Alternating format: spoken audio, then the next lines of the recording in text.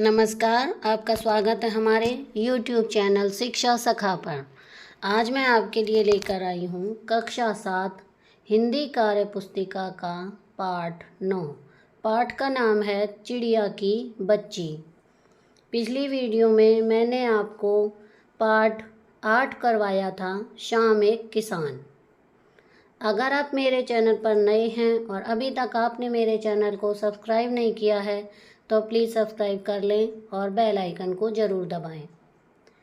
मैंने अपने चैनल की प्लेलिस्ट में सब्जेक्ट वाइज लिस्ट डाली हुई है।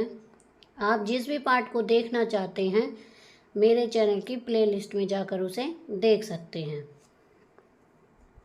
तो चलिए अब हम पार्ट को पढ़ेंगे। चिड़िया की बच्ची। पहला क्वेश्चन है, इन चित्रों को देखो, हर एक के बारे में 2-2 वाक्य लिखो। देखिए ये चित्र बना हुआ है और इस पर लिखा है मैंने, पक्षी खुले आसमान में उड़ते हैं, उन्हें स्वतंत्र रहकर उड़ना पसंद है। दूसरा चित्र देखिए, झरना बहता कल कल कल, बहता हुआ झरना बहुत सुंदर दिखाई देता है। इस चित्र में झरना बह रहा है। चित्र नंबर 3 देखिए, एक तितली उड़ रही है। तो यहाँ पर मैंने लिखा है, फूल खिले हैं सुंदर सुंदर, तितली फूलों का रस चूसती है। दूसरा प्रश्न है, तुम्हें कौन सा जानवर या चिड़िया सबसे ज़्यादा सुंदर लगती है?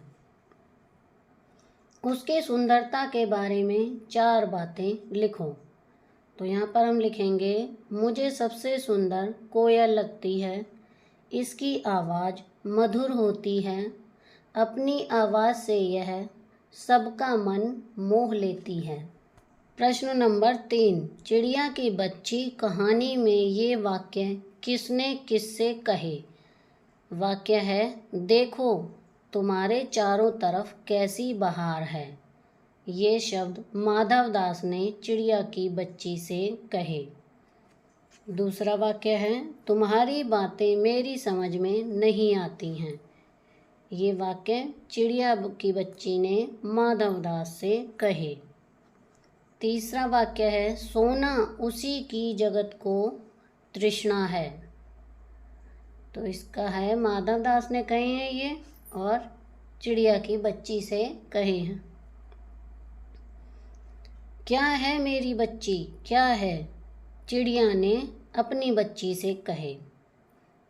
चौथा प्रश्न है, एक अन्य व्यक्ति ने कहा, महल में प्रतिदिन हजारों रुपए इन सुगंधित वस्त्रों, मनोरंजन और महल की सजावट में खर्च होते हैं। यदि इन रुपयों में से ही थोड़ा सा धन ज़रूरतमंदों को मिल जाए तो उन दुखियों की जान बच जाएगी। यह सुनकर राजा को क्रोध आ गया। वह गुस्से से बोला, खुद भिखारी होकर मुझे उपदेश दे रहे हो? मेरा रुपया है, मैं चाहे उसे उबाल कर खाऊं चाहे तल कर, मेरी मर्जी। तुम अगर इसी तरह बकवास करोगे तो मुश्किल में पड़ जाओगे, इसलिए इसी वक्त तुम चुपचाप खिसक जाओ।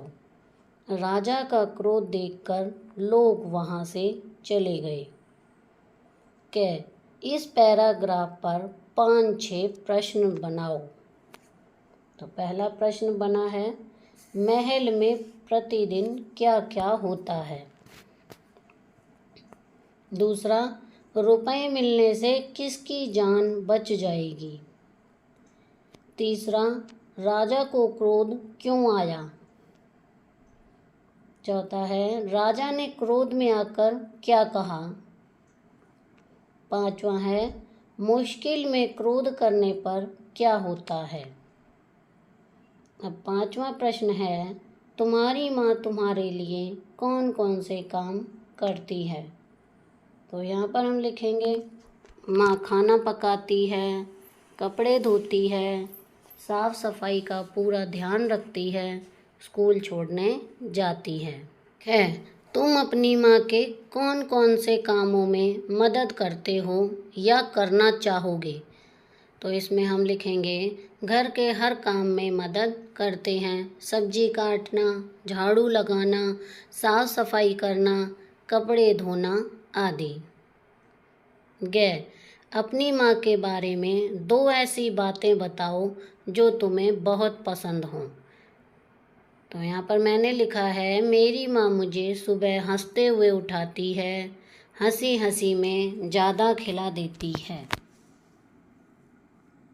छठा प्रश्न है, सेठ ने चिड़िया को सोने के घर और मोतियों की झालर का लालच दिया, तो उसके जवाब में चिड़िया ने अपनी माँ के घर को कैसा बताया। इसका उत्तर है, चिड़िया की बच्ची ने अपनी माँ के घर को सबसे अच्छा और प्यारा बताया। माँ बहुत प्यार करती है। खैर, अपने घर के बारे में इस तरह से बताओ कि उसको पढ़ते ही घर का दृश्य सामने आ जाए। तो यहाँ पर हम लिखेंगे, मेरे घर का दरवाज़ा पूर्व दिशा में खुलता है। घर के आगे 2 बड़े बड़े अमरूद के पेड़ लगे हुए हैं।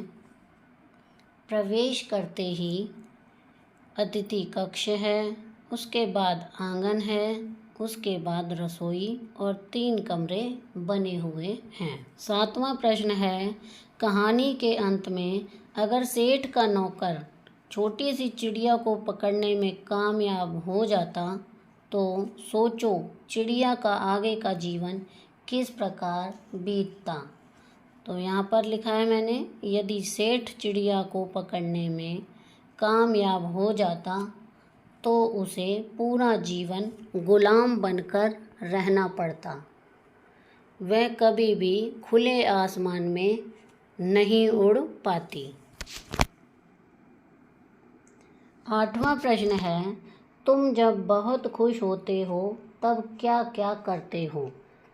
जब हम बहुत खुश होते हैं तो हम नाचते हैं, खूब मज़े करते हैं, सभी को खुश होने की बात बताते हैं। 9वां प्रश्न है, एक चिड़िया के बच्चे 4, घर से निकले पंख पसार, पूरब से पश्चिम को धाए, उत्तर से दक्षिण को धाए, घूम घाम जग सारा आए, आकर माँ को वचन सुनाए, देख लिया हमने जग सारा, सबसे प्यारा घर हमारा। इस कविता पर ऐसा चित्र बनाओ जिससे कविता की सारी बातें स्पष्ट हो जाएं। तो यहाँ पर हमें चित्र बनाना है। देखिए, ये एक चिड़िया के बच्चे 4, इनके पंख बने हुए हैं। इसी तरह से हमें चित्र बनाना है इस कहानी के आधार पर। बहुत ही सुंदर चित्र बना हुआ है। आप भी इसी तरह से इसे बनाकर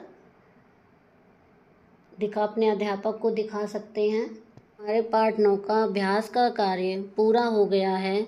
अगली वीडियो में मैं आपको पाठ 10 अपूर्व अनुभव पाठ के अभ्यास का हल करवाऊंगी। तो आपको मेरी ये वीडियो कैसी लगी मुझे कमेंट करके ज़रूर बताएं। प्लीज़ मेरे चैनल को लाइक करें, शेयर करें और सब्सक्राइब करना ना भूलें। Thank you.